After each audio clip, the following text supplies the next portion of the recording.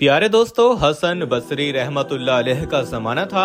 आपकी एक शागिर्दा जो बाकायदा आपकी दर्स सुनने आती थी, निहायत ही इबादत गुजार थी।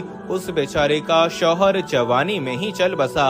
उसने दिल में सोचा कि एक बेटा है, अगर मैं दूसरा निकाह कर लूंगी तो मुझे तो दूसरा शौहर मिल जाएगा, लेकिन मेरे बच्चे की जिंदगी तबाह हो जाएगी। अब वो बच्चा जवान होने के करीब है, लिहाजा उस अजीम माँ ने ये सोचकर अपने जज्बात की कुर्बानी दी।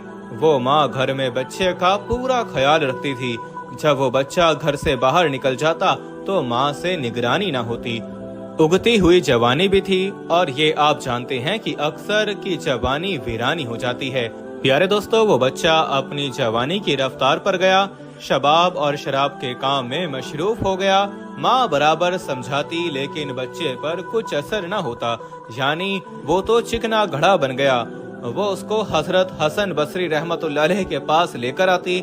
हजरत भी उसको कई कई घंटे समझाते, लेकिन उस बच्चे का नेकी की तरफ कोई रुझान नहीं था।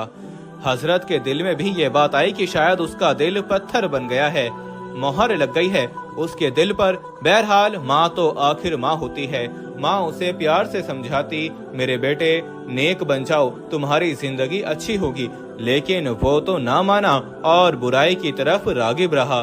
दोस्तों, कई साल बुराई की तरफ लगकर उस नौजवान ने अपनी दौलत के साथ सेहत भी तबाह कर ली और उसके जिस्म में ला इलाज बीमारियां पैदा हो चुकी। दोस्तों, वीडियो में आगे बढ़ने से पहले हम आपको ये भी बताना चाहते हैं कि शुगर एक ऐसी बीमारी है जो आजकल ज्यादातर लोगों में देखी जा रही है। इसलिए हम आपके लिए अफ्रीका की जड़ी बूटियों से बनी एक ऐसी दवाई लेकर आए हैं जिससे आपकी शुगर की बीमारी बिल्कुल जड़ से खत्म हो जाएगी। मर्दाना कमजोरी और धात के मरीजों के लिए भी हमारे पास बहुत ही कामयाब दवाई मौजूद है, जिसको अगर आप एक बार इस्तेमाल कर लोगे तो इंशाल्लाह अपनी दुआओं में हमेशा याद रखोगे। सिर्फ एक ही महीने ये दवाई खानी होती है। इस नंबर पर एड्रेस व्हाट्सएप करके आप दवाई ऑर्डर कर सकते हैं या फिर आप कॉल करके अपना ऑर्डर लिखवा सकते हैं। मामला यहाँ तक आ पहुँचा कि उसमें उठने बैठने की ताकत भी न रही और वो नौजवान बिस्तर पर पड़ गया। अब उसको आखिरत का सफर सामने आने लगा। माँ ने फिर समझाया, बेटा तूने अपनी जिंदगी तो खराब कर ली, अब आखिरत बना ले और तौबा कर ले। अल्लाह बड़ा गफूर रहीम है, वो तुम्हारी तमाम गुनाहों को माफ कर देगा।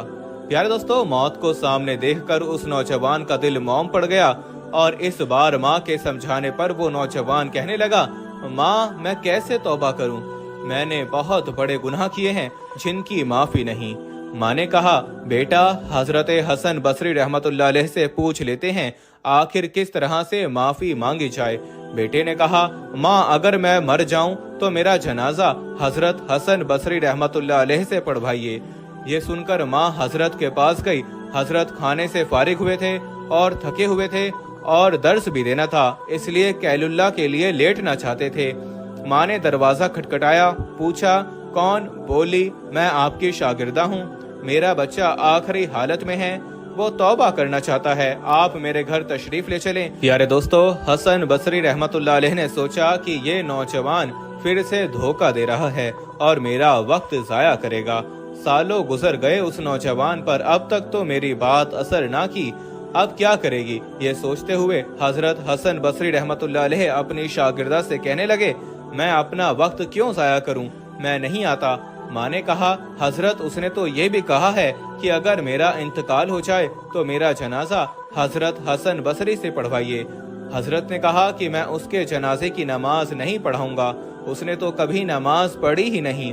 वो शागिर्दा थी, छुप कर चली गई, बेचारी रोती हुई घर आ गई। बेटे ने पूछा, क्या हुआ माँ? उसने कहा कि एक तरफ तेरी ये हालत है जिसे देखकर मैं अजियत में हूँ, और दूसरी तरफ हजरत ने भी इनकार कर दिया, क्योंकि उनके समझाने पर भी मेरे बच्चे तूने उनकी बातों पर कभी अमल नहीं किया, अब वो भी हमारी बात नहीं सुन रहे।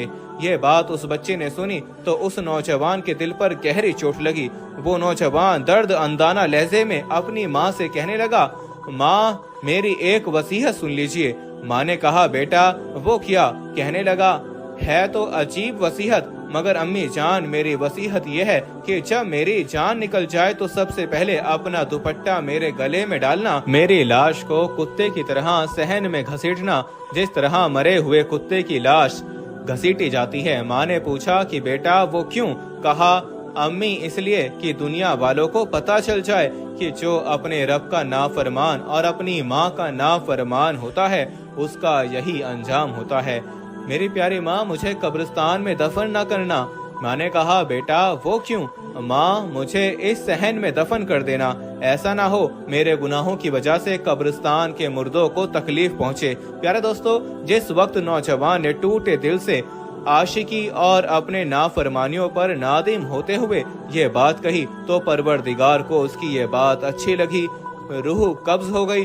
अभी रूह निकली ही थी, माँ उसकी आंखें बंद कर रही थी तो दरवाजे पर दस्तक हुई। पूछा, कौन? जवाब आया, हसन बसरी हूँ। कहा, हजरत आप कैसे? फरमाया, जब मैंने तुम्हें जवाब दे दिया और सो गया, ख्वाब में अल्लाह रब्बुल इज्जत का दीदार नसीब हुआ। परवरदिगार ने फरमाया, ए हसन बसरी, तू मेरा कैसा वली है? मेरे एक वली का जनाजा पढ़ने से इनकार करता है। मैं समझ गया अल्लाह ने तेरे बेटे की तौबा कबूल कर ली है। तेरे बेटे की नमाज़े जनाजा पढ़ने के लिए हसन बसरी खड़ा है तेरे सामने। ए अल्लाह, तू कितना करीब है कि मरने से चंद लम्हे पहले अगर कोई बंदा शर्मिंदा होता है तो उसकी जिंदगी के गुनाहों को माफ कर लेता है।